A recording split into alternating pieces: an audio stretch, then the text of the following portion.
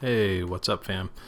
This is a another video ride along on the 2009 Superglide Custom.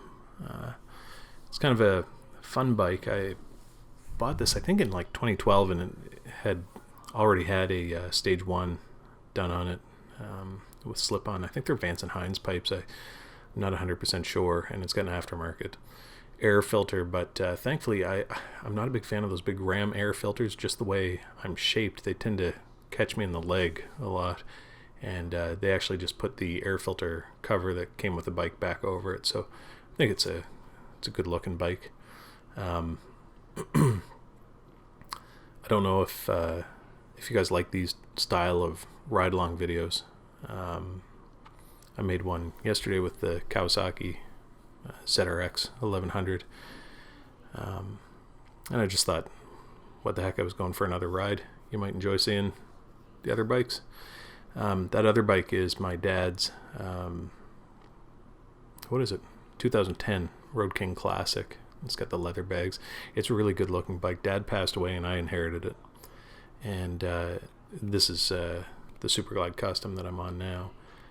And I don't know, between the two of them, certainly the dad bike is a lot more stable. I find this one's a little wibbly wobbly on the highway, and as you'll see, this was a pretty windy ride.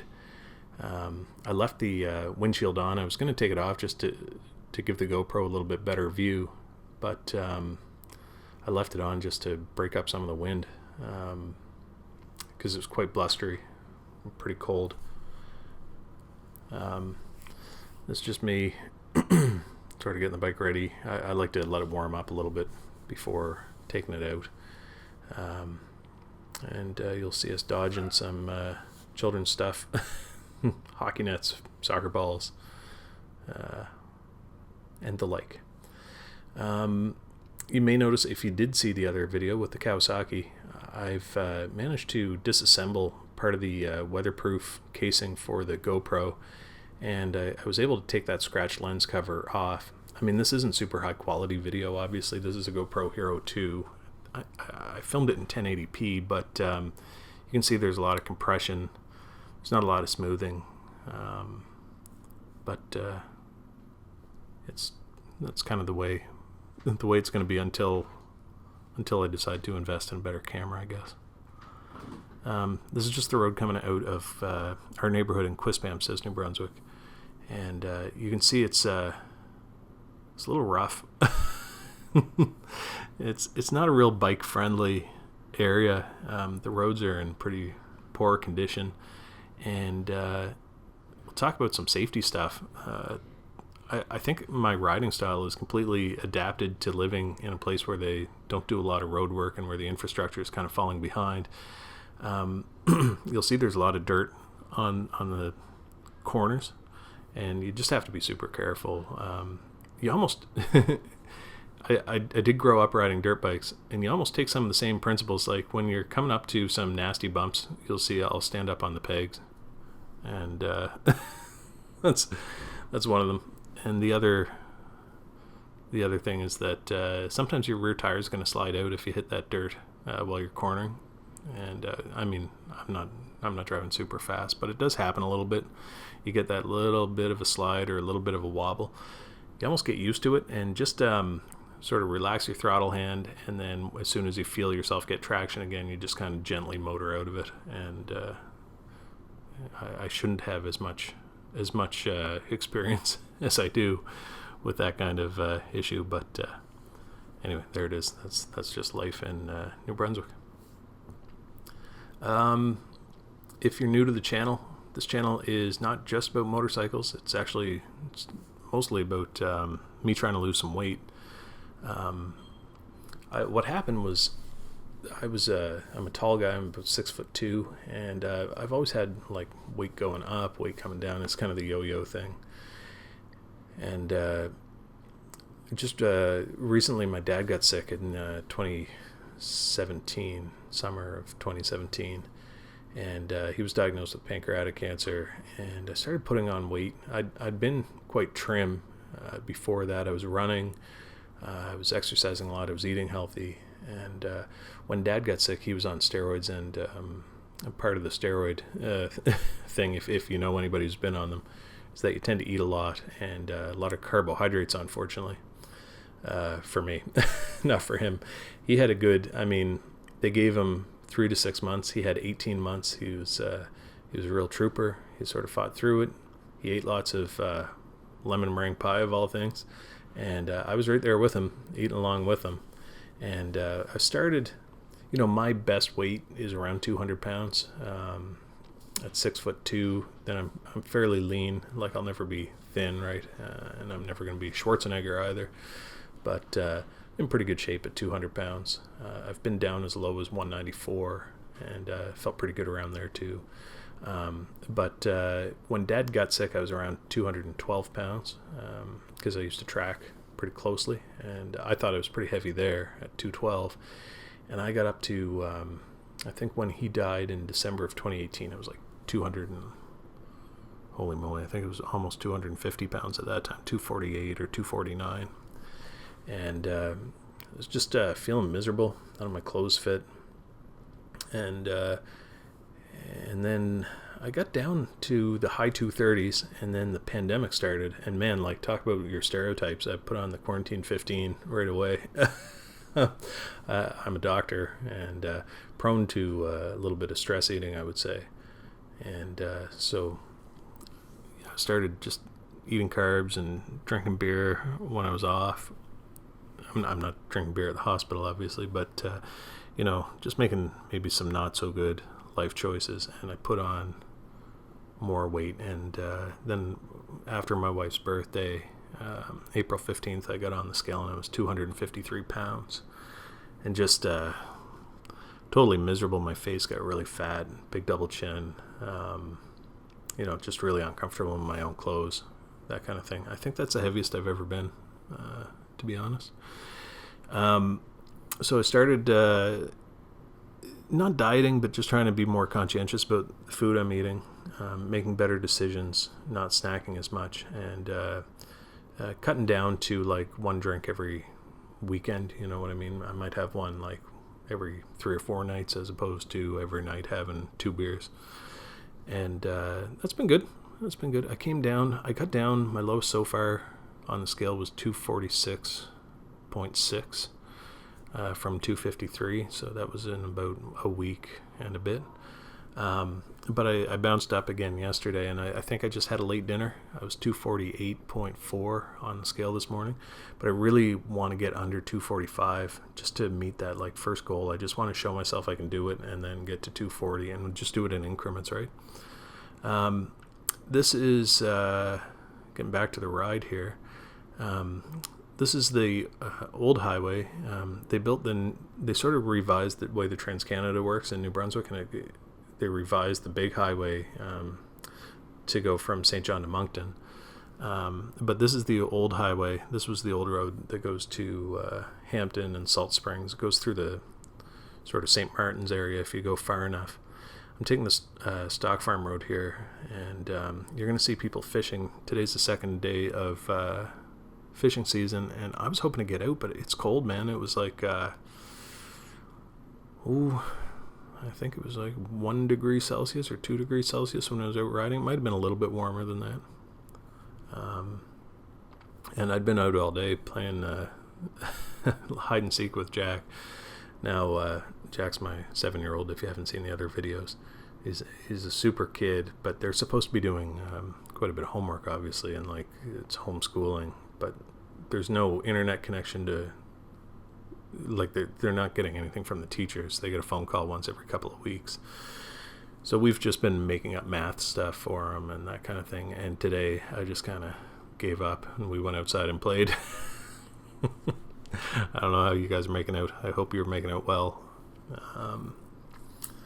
Some thoughts on this bike. So I've been driving the ZRX 1100.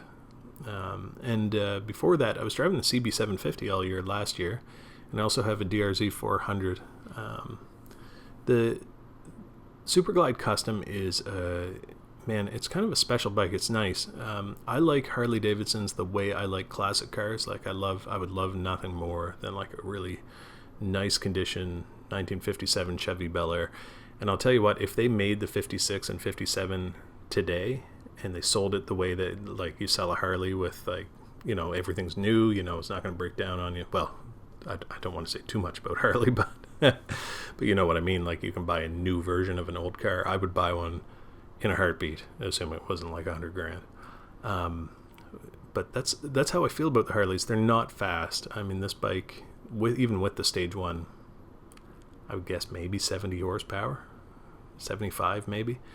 What they are is they're really torquey though. And I was saying in yesterday's video too, it's funny getting off the Harley and onto a sport bike, because I was intimidated getting on the sport bike that, you know, you twist your wrist a little too far off the stop sign and loop over in a giant wheelie. But all their torque is around, you know, 5,000, 7,000 RPM. Whereas the Harley is torque right off the line, and this bike is, of all my bikes, the twitchiest. You got to be so careful riding that clutch out when you're in traffic, because it, like I said before, it goes probably 0 to 10 kilometers an hour faster than any other vehicle I've ever been in. From 20 to 60, it takes some time. you get different numbers, I guess. I've been looking up 0 to 60 times. It's really hard with bikes, right? Because the riders are different sizes. I'm, you know, almost 250 pounds. If the guy on it was 150 pounds, I wouldn't be surprised if this bike did a 4-second 0 to 60. I would say with me on it, it's probably a 4.5 second. I really enjoy, you know, I like cars too, and I have a BMW M3 from 2008 that I drive in the summer, and it's about a 4.7 second 0 to 60, and this bike feels about the same in terms of acceleration as that car. But that car will keep going. That's the difference, really. The Harley is, you know, it's moderately responsive up to about 120 kilometers an hour, or 70 miles an hour, 75, even 80. You can cruise on the highway at 80 pretty easily. But it's not, you know, it's not fast. You're not going to go from 60 miles an hour to 100 miles an hour in 3 or 4 seconds. It's like, it's a process getting yourself going. But the low end torque, it's fast between those low numbers, and I guess that's sort of the torque at play.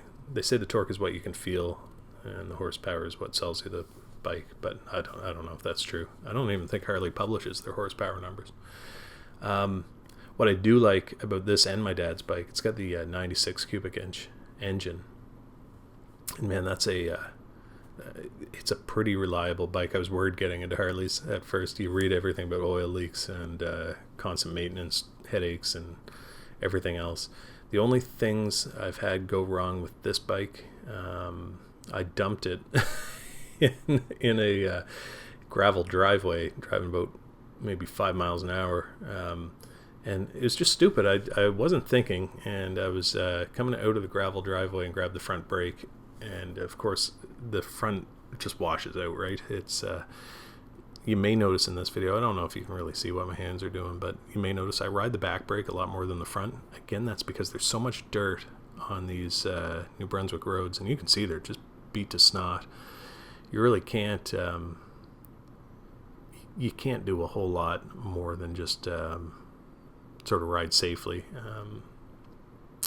But anyway, I made a stupid mistake and dumped the bike, and it landed on my foot, of all things, with the gear lever punctured. It punctured my boot just where the boot meets the sole of the boot, if that makes any sense. Because I do wear riding boots with like armor in them, but they're always little vulnerable spots. And the gear lever, I think I cut my foot, but I didn't need stitches or anything. It was just kind of an annoyance. But it broke off in my boot. So when I got back up, I had the end of the gear lever in my boot. And the linkage was still intact. So I hobbled it home, changing gears with my, by taking my foot off the peg and clicking the linkage. Not super safe. So I had that issue. I was glad I didn't scratch the paint. I really like the color of this bike. I have a soft spot for two-tone vehicles. The 57, 56 Bel Air, for example. I love the two different tones of paint. Anyway, so I had to fix the gear linkage, and I had to replace the derby cover. It got scratched up. And when they were doing it, I had noticed the clutch was slipping just a little bit right before that. Just on hard pulls, it would kind of over rev. And I got them to have a look at it, and sure enough, it was toast. It just worn right through. And I think the guy who had it before me probably drove it fairly hard. I accelerate pretty hard on this bike. I don't know if you've seen, Harley redlines at like 5,200 RPM unless you change the cams, or this generation did. And I'll take it up to 5,000 RPM.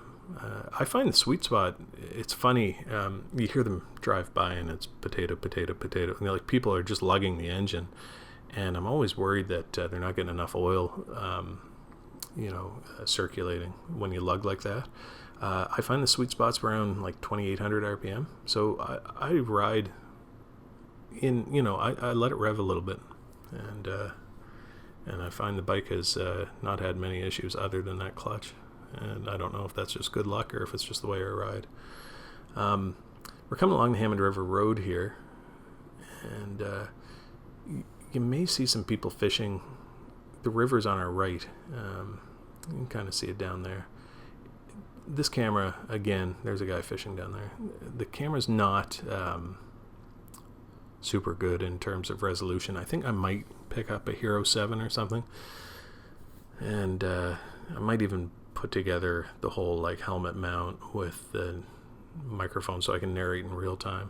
But I kind of like watching the video and narrating afterwards too. Something sort of peaceful about it, Anyway, let me know what you think if anybody's watching the video, because I'd like to make some cool videos for you guys. I think it'd be pretty fun, pretty fun to do this more often. I've got quite a few nice rides that I'd love to have footage of, even just for my own sort of collection. The winters are awfully long here in Canada. I mean, here it's, April 28th, and I'm recording this. And it's 1 degree Celsius. It snowed yesterday. It didn't last on the ground, but, it's just a long haul, and there's a lot of downtime when you're really into motorbikes. Kind of coming up towards the turn off to Hampton, and you can see, I mean, it looks shaky. It's not the video camera, it's really bumpy. These roads, I don't think this road has been repaved since I was a kid. Usually this is my first ride of the year, but usually by now you'd see some green in the trees, and it's just like, man, it's like riding in late fall. It's almost like pheasant season out there. And I know part of the frustration watching a long video like this would be just wanting the person to shut up so you can hear the engine. But the sound is just maxed out on this. It would just be clipping the whole time. I think that's partly due to the just the pipes are super loud. But the other side of it is that the GoPro, so it's in this like waterproof case that makes the sound crappy anyway. It just sounds really hollow. But then I took the front bezel off the case and the lens isn't protected, so I think all you're hearing is like this howling wind noise when I'm riding. So yeah, maybe it would be worth getting the Hero 7. I don't know, something to look forward to. I was talking in my last video about this ZX14R, and I actually did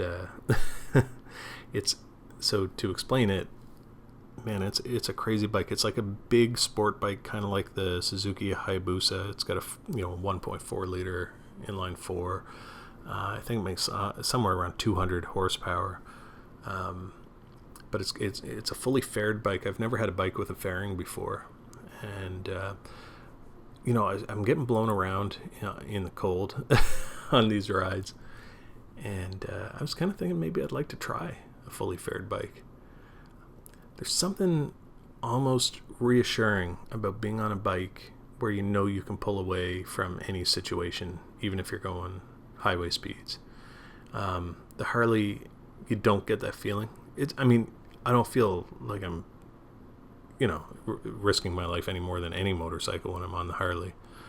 But with the big ZX14R, I do wonder. I wonder if, because I know I would probably drive it totally responsibly. I'm not a speed demon, and you see the roads. I mean, you can't go hell for leather around New Brunswick. First of all, the roads are randomly in horrendous condition, like this one, and even the highways are pretty beat up and rutted. We have a lot of big trucks, like logging trucks and oil trucks and stuff, that wear grooves down into the asphalt. But on top of that, there's so much wildlife. I don't know earlier if you saw geese on the side of the road, but there were like geese kind of waddling across the road. And I didn't, it wasn't a close call or anything, but usually it's deer. Like I see deer most times when I go riding. I ride to the hospital a lot, and right in downtown St. John, the road that goes to the hospital is not downtown. It's up by the hospital's up by our big central sort of park, Rockwood Park, and the number of deer, you see about 5 or 6 every time you take that road. It's a beautiful twisty road, but you can't responsibly drive it quickly, or you're gonna hit an animal at some point. It's like rolling the dice, right? But nonetheless, I'd like to think I'd probably be safe driving that ZX14R, and it would make some interesting videos. And I don't know. I've got a CB750 that from 1978. I was talking about it in the last video, but I've put a ton of work into it, a huge amount of money into it, because it's kind of a classic bike. My dad was in love with it. He loved putting it through different projects and getting it running, but it's always got some headache or other they have to solve. Right now, it's leaking a little bit of oil. I don't want to take the whole bottom end and rebuild it. They find out they don't make the gaskets for something that I need, so I'm just keeping it topped up. I mean, it's a slow drip. It was like, I don't know, maybe 10-20 cc's of oil over the whole winter that dripped on the floor. But at the same time, I don't like driving a bike that's leaking oil. This is just me. I don't mind driving ratty bikes, but I don't like driving something that might leak oil on the back tire when I'm driving. I've got my standards, man. So this is, if I went straight here, you'd go to Hampton, New Brunswick. It's kind of a really nice little town. It's nice, New Brunswick, it's funny, we're in the middle of this pandemic with the COVID-19 or whatever. And people were really good for that first 2 months of just doing the social isolation thing. People are older. They tend to maybe be pretty responsible. I'm not saying you're not responsible if you don't want the government to lock you down. I have some thoughts on government that maybe I'll share in a later video. But people were really good here about sort of following the protocol and staying 6 feet apart and all that stuff. So we've been really lucky. They closed the borders of the province, and we haven't had any new cases in something like a week and maybe 8 days, 9 days. I'm hoping today's still the same case. So if we can keep it down like that, I think, that means that we get to go out and go fishing. I know that should be a right and not a privilege, but it is what it is. The situation is what it is. So I'm looking forward to fishing season. I'm looking forward to, just getting back to some semblance of normalcy. At the hospital, we have basically shut down to everything other than emergencies and urgent cases. There's no elective stuff happening. And for me, that means the paycheck is a lot smaller. So it's a funny time to be shopping for another used motorbike. But at the same time, you have to think it's gonna come back. We're gonna have to figure out a way to accommodate everyone, get them in for their surgeries and that kind of thing. So we'll just play it by ear. We'll see how it goes. But if I start seeing the paycheck come back, I may make the guy an offer on that bike. I don't find it a very pretty looking bike. It's pretty in the way that something that's really functional is pretty. Like the Space Shuttle was pretty. It's got a big ram air fairing. The fairing sits, in my opinion, too far out from the handlebars to be aesthetically pleasing. But you can appreciate that it's built for form over... wait, am I saying that right? Function over form, we'll say. It's got sort of these straight lines in the side and stuff. It's a cool bike. And the one that's here is lime green, or Kawasaki green, I guess. And it's got flames on it from the factory, which is a bit ridiculous. I do like ridiculous stuff, though. I didn't get into motorcycles to be like, a sleeper agent on the roads. I really like silly stuff like that. That Ultramar station I just passed, it's kind of sad. That's where we used to get our fishing licenses. And it's been there for 50 years, and they had to close because of the pandemic. I guess they went out of business, and I think they're selling the station. I drove up to it to get my fishing license and saw the sign in the window, but there's still like racks of food and chips and magazines and stuff in the store. So maybe it's just going to go to new ownership. They were nice people, though. They were always nice. They like when your kid would come in with you. They sold fireworks, which are hard to find, believe it or not, in New Brunswick. There's a Korean family who live up the road from my mom's place in Moncton, and they sell fireworks at their store. So at least we still have that one connection. This was a nice ride. It's about a half hour to do the loop. One thing I should have done probably before this was add some air to my tires. I'm running them right now. They're around 29 psi, which is a little low. I think I should probably be running them around 35. I do find it handles a little bit better. I'm just worried about getting a blowout.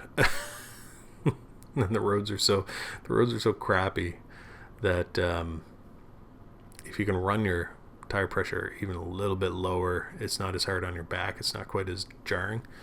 But at the same time, you're probably more likely to bend a rim or something if you're running them at 29 as opposed to 34. This bike has inner tubes. And spoked wheels. I love the way it looks. But the spoked wheels can be a bit of a pain in the butt. They're hard to clean, for example. One recurring problem I've had with this bike, no fault of the bikes, I don't know if you noticed, but I've got little smoked turn signal covers. They're just kind of like tinted black a little bit, and they look really good on the bike. They look cool, but they keep falling off. I'll get home from a ride and then notice that I'm down one turn signal cover. I think they're like $20 or so. They're not super expensive, but it is annoying to lose your turn signal cover over and over again.